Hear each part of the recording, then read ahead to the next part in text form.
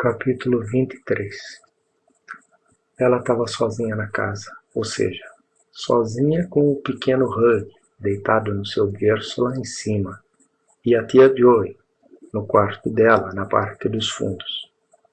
Os outros haviam saído a fim de visitar os Michelson, velhos amigos da família. Era agradável ficar sozinha na casa, de vez em quando.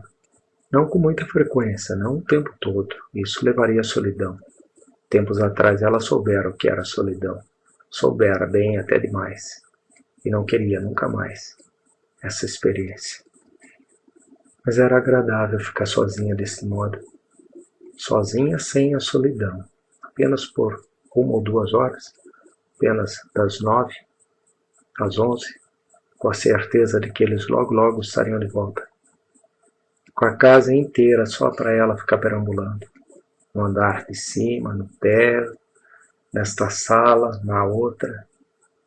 Não que ela não pudesse fazê-lo de outras vezes, mas isso tinha um gosto especial, perambular quando não havia ninguém na casa. Mexia com ela de alguma maneira, alimentava seu sentimento de posse, completava. Perguntaram se Petri se não queria ir com eles, mas ela preferiu não ir. Talvez porque soubesse que, caso ficasse sozinha em casa, poderia desfrutar dessa sensação. Eles não a importunaram. Jamais a importunaram. Jamais repetiam um convite a ponto de aborrecê-la. Eles respeitavam os outros como indivíduos. Petri se refletia, e essa era uma das coisas boas que tinha. Só uma delas, pois havia muitas outras. Então, quem sabe da próxima vez? Sorriu a senhora Hazard da porta quando saiu. Na próxima vez, sem falta, ela prometeu. São pessoas muito amáveis. Primeiro perambulou um pouco pela casa para sentir o lugar, deixando-se saturar daquela sensação abençoada de posse, tocando o encosto de uma cadeira aqui, apalpando a textura de uma cortina ali. Minha casa. A casa de meus pais e minha. Minha casa. Minha cadeira, minha cortina. Não, fica um pouco para trás. É assim que eu quero a minha cortina. Tolice? Infantilidade? Fantasia? Ah, sem dúvida. Mas quem não tem infantilidade e fantasias? O que é a vida sem isso? Ou será que existe vida sem isso? Entrou na copa de tia Josie, tirou a tampa do pote de biscoitos, pegou um e deu uma mordida. Não estava com fome. Tinham terminado de jantar havia apenas 2 horas, mas minha casa. Posso fazê-lo, tenho direito. Os biscoitos estão à minha disposição para que eu me sirva quando eu bem entender. Recolocou a tampa no pote. Fez menção de apagar a luz. Mudou de ideia, de repente voltou atrás. Pegou outro biscoito, minha casa. Posso pegar até 2 se eu quiser. Pois bem, vou pegar 2. Com um biscoito em cada mão, cada biscoito com uma mordida desafiadora, ela saiu dali. Na verdade, não era um alimento para a boca, mas sim alimento para o espírito. Quando as últimas migalhas se esfarinharam entre seus dedos, ela resolveu, enfim, ler um livro. Uma sensação de completo repouso descer agora sobre ela. Uma sensação de paz e bem-estar que era quase que terapêutica na sua profundidade. Era uma sensação de cura, de tornar-se una, inteira, novamente. Como se os últimos vestígios de uma dor antiga, de uma velha rachadura na sua personalidade, como de fato havia uma rachadura, no sentido mais pleno da palavra, houvessem desaparecido. Um psiquiatra poderia escrever um douto estudo sobre o caso. Essas perambulações pela casa, em total segurança, em total relaxamento, por certa meia hora poderiam trazer para ela um resultado muito além daquilo que toda a ciência com seu sangue frio, uma clínica, seria capaz de conseguir. Mas seres humanos são seres humanos. E não é de ciência que precisam. Precisam de uma casa que seja sua, que ninguém pode tomar. Era a hora certa, quase a única hora para se ler um livro. Poderia dar a ele toda a sua atenção, poderia perder-se nele. Tornar-se, ela e o livro, uma coisa só, por algum tempo, desinteressadamente. Na biblioteca ela demorou um pouco para fazer uma escolha definitiva. Folheou vários livros junto às prateleiras por 2 vezes e partiu em direção à sua poltrona, examinando o parágrafo de abertura, e voltou atrás, mudando de ideia, antes de encontrar, por fim, algo que se mostrasse conveniente. Maria Antonieta, de Catherine Anthony. Por algum motivo, ela nunca dera muita atenção à ficção. Algo na ficção a deixava levemente desconfortável. Talvez uma recordação do drama da sua própria vida. Ela gostava das coisas, sua mente o expressava assim, que haviam realmente acontecido. Realmente acontecido, mas há muito tempo, bem longe, para alguém inteiramente diverso dela, alguém que jamais pudesse ser confundido com ela mesma. No caso de uma personagem de ficção, o leitor, de forma involuntária, logo começava a se identificar com ele ou ela. No caso de uma personagem que for algum dia uma pessoa de verdade, isso não acontecia. Você simpatizava com ela de modo objetivo, mas a coisa acabava por aí. Era sempre no início, do início ao fim, outra pessoa, porque na realidade fora em outro tempo outra pessoa. Fuga, assim teriam chamado isso, embora no caso dela fosse o oposto do que ocorria com os outros. Eles fugiam da realidade monótona por meio do drama ficcional. Ela fugia de um drama excessivamente pessoal por meio de uma realidade situada no passado. Durante 1 hora, talvez mais, ela se tornou uma mulher morta, 150 anos atrás. Perdeu a noção do tempo. De modo vago, apenas com uma parte marginal de suas faculdades, ela ouviu um carro frear lá fora, na noite silenciosa. Axel Fersen seguia de carruagem, velozmente pelas ruas escuras. Eles voltaram. Vou só acabar esse capítulo. 1h30 depois, o veículo atravessou o portão de San Martín. Uma chave girou na porta da frente. Ela se abriu e depois se fechou, mas não se ouviu nenhum rumor de vozes.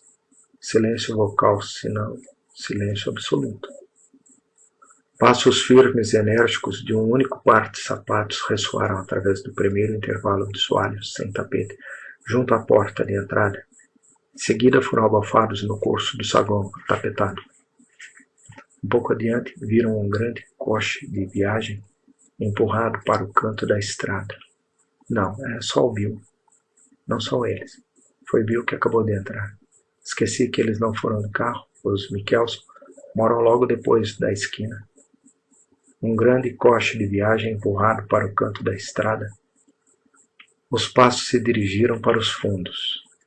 A luz da copa de tia Josie acendeu de novo. Patrice não podia ver de onde estava, mas soube disso por causa do estalido do interruptor. Ela reconhecia as luzes dos cômodos pelo som do seu interruptor, a direção de onde vinha o estalido e o seu tom estridente ou surdo.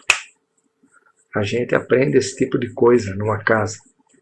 Ouviu o barulho de água jorrando da torneira, depois um copo vazio sendo colocado na pia. Em seguida, a tampa do pote de biscoito bateu na pia também, com o seu baque pesado, oco, vibrante de porcelana. Ficou ali certo tempo. Não havia pressa de recolocá-la no lugar. Empurrado para o canto da estrada, tia Josie vai ter um ataque. Ela vive ralhando com Bill, mas nunca ralha comigo por ter feito exatamente a mesma coisa. Acho que ela fazia isso quando ele era criança. Não conseguiu perder o costume. A falsa Madame Corfe e seu grupo entraram no coche. A tampa voltou ao pote de biscoito depois de um longo tempo. Os passos recomeçaram e emergiram do fundo do saguão. Pararam de repente, retrocederam um pouco. O assoalho rangeu de leve, com o peso dobrado no mesmo lugar. Bill deixou cair um pedaço de biscoito no chão, parou para pegar. Não quer que ela veja o farelo ali de manhã e saiba o que ele andou fazendo. Aposto que em seu coração ainda tem medo da tia Josie. como se fosse um menino. Mas os pensamentos dela não estavam conscientemente nele ou com ele. Estavam no livro. Era a periferia da sua mente, o resíduo fora de uso que formulava esses comentários para si mesmo, dos quais o centro da atenção de Petrus não fazia muito caso. Bill ficou em silêncio por um tempo. Ela perdeu seus rastros. Deve ser sentado em algum lugar para terminar seus biscoitos. Na certa, com uma perna jogada por cima do braço de uma poltrona, se é que estava em uma poltrona. Bill sabia que eles tinham ido à casa dos Michelson e deve ter pensado que Petrus se fora junto, que ele se achava sozinho. A biblioteca ficava à direita e ele tomara o caminho da esquerda, na direção da copa, e retornara sem ter passado perto dali. E assim não podia saber que ela estava em casa. O luminário com quebra-luz ao lado de Petrus tinha um raio de alcance restrito que não chegava ao saguão da entrada. De repente, os passos flexíveis dele estavam de novo em movimento. Haviam recomeçado. Terminaram o interlúdio para mordiscar o biscoito. Retornaram para o saguão, tornando-se mais nítidos à medida que emergiam de onde quer que ele estivesse antes. Contornaram o pé da escada, viraram para esse lado, vinham direto na direção da biblioteca, da sala em que ela se achava incógnita. Petrus continuou sua leitura, sem interrupção, absorvida pelo crescente interesse da passagem que começara havia pouco. Nem sequer levantou os olhos. Os passos dele alcançaram a soleira. Então pararam ali, de repente, quase com um sobressalto. Por um momento, talvez, ele permaneceu ali de pé, imóvel, olhando para ela.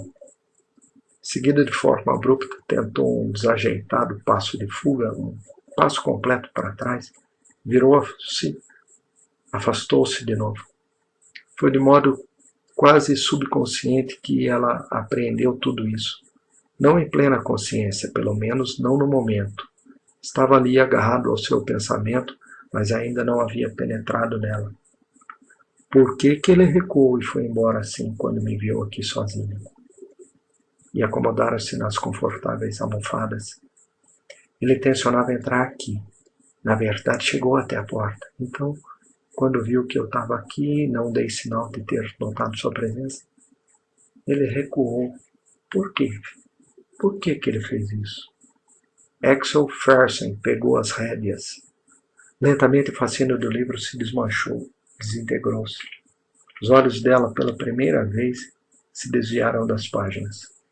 Levantou a cabeça com ar indagador, ainda com o livro aberto à sua frente. Por quê? Por que ele fez isso? Não é que Bill estivesse com medo de me incomodar. Somos todos da mesma família. Não temos essa cerimônia uns com os outros. Passamos todos de um cômodo para o outro, a nosso bel prazer, sem pedir licença, salvo nos quartos do andar de cima. E aqui não é o andar de cima, é o térreo. Ele nem sequer disse alô. Quando percebeu que eu não o tinha visto, preferiu deixar as coisas como estavam, fez o melhor que pôde para deixar tudo no mesmo pé. Tentou não chamar minha atenção. Andou para trás no primeiro passo e só depois afastou-se para o lado. A porta da frente fora aberta de novo, mas sem se fechar depois. Viu sair por um momento, a fim de estacionar o carro. Ela ouviu a batida da porta do carro quando ele a fechou. Ouviu o motor entrar em movimento. Será que Bill não gosta de mim? Foi por isso que ele não quis ficar sozinho aqui comigo, quando não havia mais ninguém na casa. Será que ele tem alguma coisa contra mim? Pensei. Tive a impressão que há muito tempo Bill me considerava sua total confiança. Mas evadir-se desse jeito, me evitar, quase se desviar de mim, bem na soleira da porta. E depois, de repente, de forma bem simples, quase como se fosse óbvio, Petrus se entendeu. Veio à sua cabeça. Alguma coisa indefinível havia revelado a ela. Algo que nenhuma palavra podia explicar. Algo tênue demais para suportar o peso de quaisquer palavras. Não, não é porque ele não gosta de mim. É porque gosta de mim. É porque gosta de mim de verdade. que recuou desse jeito. Não queria ficar sozinho comigo, se era possível evitar. Gosta bastante de mim. Já está começando a se apaixonar por mim. E pensa que não deveria. Está lutando com isso. Essa luta desesperada, escarniçada, que nunca se consegue vencer. Com determinação, mas sem muita pressa, ela fechou o livro. Levou-o de volta para o espaço vazio na prateleira de onde o havia tirado. Empurrou-o para dentro. Deixou a luz acesa para Bill, uma vez que ele parecia querer entrar ali. Mas se retirou da biblioteca, deixou-a para ele, saiu para o saguão, subiu a escada e entrou no seu próprio quarto. Fechou a porta para a noite. Desmanchou o cabelo e penteou, preparando-se para deitar. Ouviu o barulho das portas da garagem. Ouviu o cadeado bater de encontro a elas, quando Bill o largou na posição de repouso. Ouviu entrar de novo na casa. Bill seguiu direto de volta para a biblioteca. Entrou dessa vez sem hesitar. Para falar com ela, pôr-se à sua frente, mostrar-se. Decisão que tomara. Naqueles poucos minutos de trégua, encontrou a biblioteca vazia, a luz acesa, a leitora ausente. Segundos depois, Petri se lembrou que deixara seu cigarro aceso lá na mesa, sob a luminária, ao lado do lugar onde estivera sentada. Tinha esquecido de apanhar o cigarro quando saiu. Ainda devia estar aceso. Havia acabado de acendê-lo quando ouviu o ruído do carro do lado de fora. Não que ela estivesse preocupada com algum possível perigo de incêndio. Ele logo veria o cigarro aceso e o apagaria. Mas aquilo revelaria algo para ele, pois do mesmo modo como Bill tensionara entrar quando não entrou, o cigarro aceso revelaria a ele que Petri não tensionara levantar-se e sair. Quando se levantou e saiu. Agora Petri não só sabia que Bill estava começando a amá-la, como também, graças àquele cigarro revelador, ele sabia que ela sabia.